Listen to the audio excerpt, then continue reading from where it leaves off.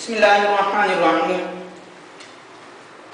ہماری سورۃ احزاب چل رہی تھی، پہلا سبق تھا، پہلا رکوع 5 آیات ہم نے پڑھ چکے ہیں اور آج سے ہم نے 6 آیت پڑھنی ہے۔ آئے پہلے الفاظ سمجھ لیتے ہیں، جو مشکل الفاظ ہیں پہلے ہم وہ الفاظ کے معنی سمجھ لیتے ہیں، پھر اس کے بعد ہم آیات کا ترجمہ کریں گے۔ اچھا، اولا اس کا مطلب ہے سب سے بہتر۔ بہتر بھی آپ کر سکتے ہیں یا سب سے بہتر بھی آپ کر سکتے ہیں۔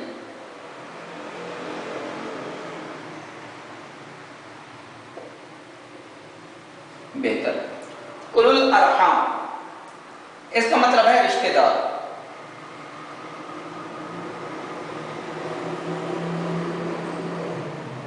رشتہ دار۔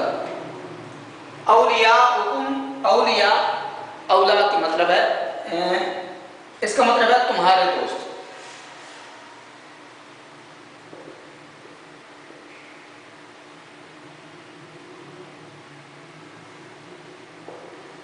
تمہارے دوست۔ مستورن کا مطلب ہے لکھا ہوا۔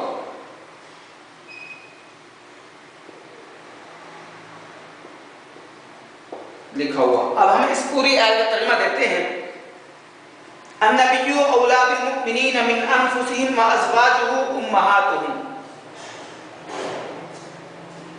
نبی مومنوں پر ان کی جانوں سے زیادہ حق رکھتے ہیں۔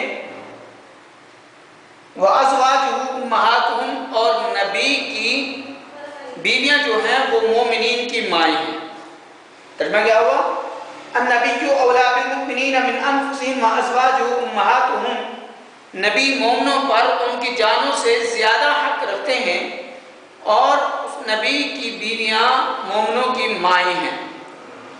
اس طرح حدیث مبارکہ میں ہے لا یؤمن احدکم حتی اکون احب الیہ، کہ آپ صلی اللہ علیہ وسلم کا فرمان مبارک ہے کہ انسان کا، آدمی کا اس وقت تک ایمان مکمل نہیں ہو سکتا جب تک میں اس کے مال و دولت، اس کی جان سے، اس کے رشتہ داروں سے، اس کے اولاد سے، اس کے ماں باپ سے سب سے زیادہ میں عزیز نہ ہونے لگوں۔ جب آپ صلی اللہ علیہ وسلم نے یہ ارشاد فرمایا تو حضرت عمر رضی اللہ تعالیٰ عنہ نے آپ صلی اللہ علیہ وسلم سے عرض کی اے اللہ کے نبی مجھے تو اپنی جان سب سے زیادہ عزیز ہے۔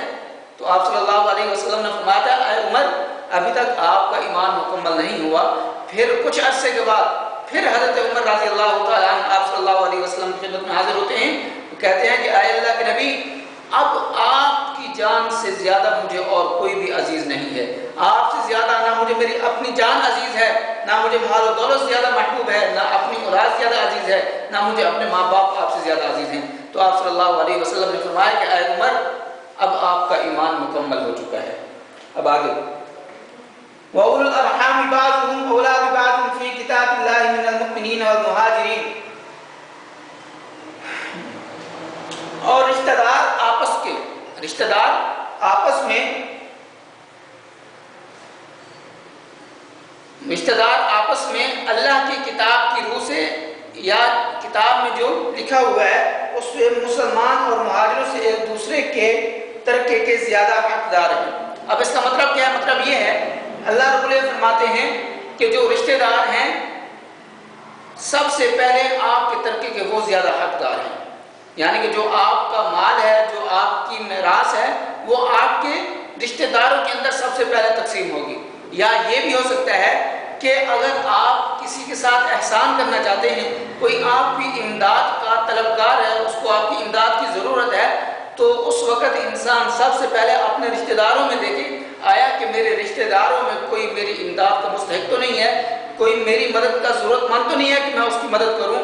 پہلے انسان اپنے رشتہ داروں میں دیکھے، رشتہ داروں میں اگر کوئی آپ کو نہیں ملتا جو آپ کی مدد کا مستحق ہوتا ہے تو پھر اس کے بعد جا کر آپ اپنے دوستوں کے اندر بھی جا کر اپنی مدد ان کے اندر تقسیم کر سکتے ہیں۔ اس آیت کا یہ مطلب ہے۔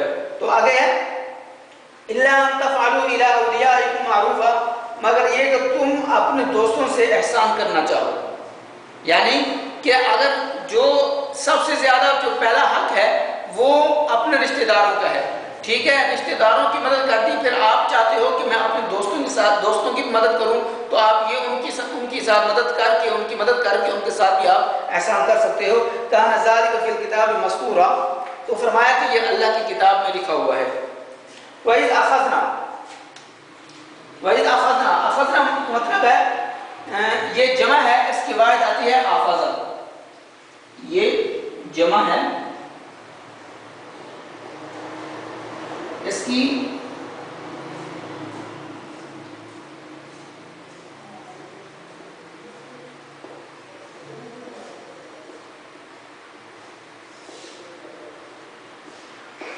اب اس کا مطلب ہے کہ ہم نے لیا، ہم نے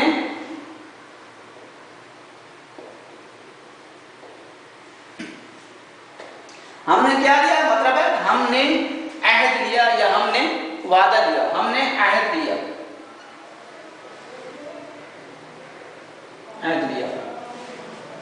ترجمہ دیکھیں، وَإِذْ أَخَذْنَا مِنَ النَّبِيِّينَ مِيثَاقَهُمْ وَمِنْكَ وَمِن نُوحٍ وَإِبْرَاهِيمَ وَمُوسَىٰ وَعِيسَىٰ ابْنِ مَرْيَمَ، اور ہم نے نبیوں سے عہد لیا اور آپ سے بھی عہد لیا، اور نوح علیہ السلام سے بھی ہم نے عہد لیا، ابراہیم علیہ السلام سے بھی ہم نے عہد لیا، موسیٰ علیہ السلام سے بھی عہد لیا، اور ہم نے عیسیٰ بن مریم یعنی حضرت عیسیٰ علیہ السلام سے بھی عہد لیا. وَأَخَذْنَا مِنْهُمْ مِيثَاقًا غَلِيظًا، اور ہم نے ان سے پکا عہد لیا. میثاقاً غلیظا اس کا مطلب ہے پکا وعدہ لیا یا پکا عہد لیا.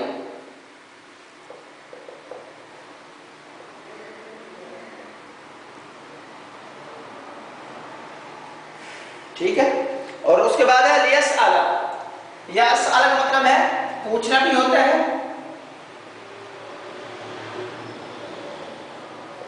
پوچھنا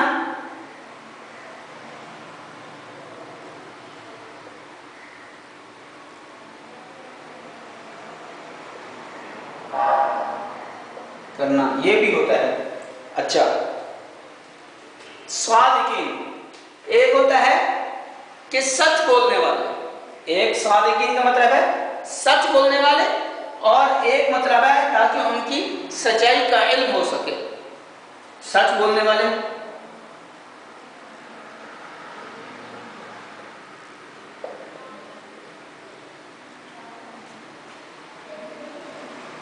اچھا ترجمہ دیکھیں. وَأَخَذْنَا مِنْهُمْ مِيثَاقًا غَلِيظًا، اور ہم نے ان سے پکا عہد لیا. لِيَسْأَلَ الصَّادِقِينَ عَنْ صِدْقِهِمْ، اب اس آیت میں اس وعدے کی اور اس عہد کا مقصد بتا رہے ہیں کہ ہم نے ان سے وہ وعدہ اور وہ عہد ہم نے ان سے کس وجہ سے لیا، کیوں لیا. فرمایا لِيَسْأَلَ الصَّادِقِينَ عَنْ صِدْقِهِمْ، تاکہ سچ کہنے والوں کی سچائی کا علم ہو سکے، تاکہ جو سچ کہنے والے ہیں ان کی سچائی کا علم ہو سکے کہ وہ اپنی سچائی میں کتنا پکے ہیں، جو انہوں نے وعدہ کیا وہ اپنے اس وعدے میں کتنا وعدہ پورا کرنے والے ہیں. آگے اعدہ اس کا مطلب ہے تیار کرنا،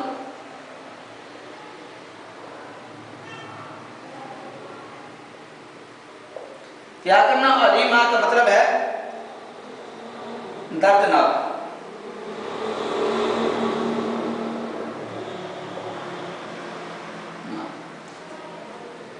وَأَعَدَّ لِلْكَافِرِينَ عَذَابًا أَلِيمًا، اور اس نے کافروں کے لیے دردناک عذاب تیار کر رکھا ہے. اس نے کافروں کے لیے دردناک عذاب تیار کر رکھا ہے. اب آتے ہیں اس سبق کے سوالات پر. ہم اس سوالات کی سمجھ لیتے ہیں.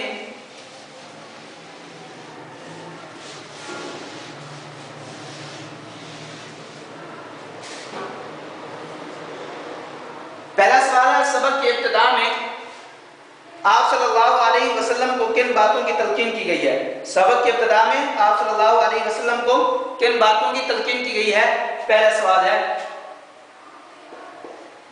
اور اس کا جواب ہے کہ اے نبی آپ اللہ سے ڈرتے رہیں اور کسی بھی معاملے میں کافروں اور منافقین کی پیروی نہیں کرنی.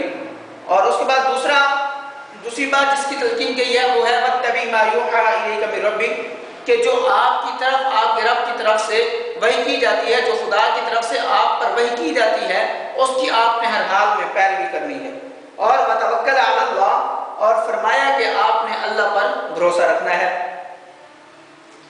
اور اس کے بعد دوسرا سوال ہے اس سبق کی آیات میں منہ بولے بیٹے کے بارے میں کیا ہدایات دی گئی ہیں.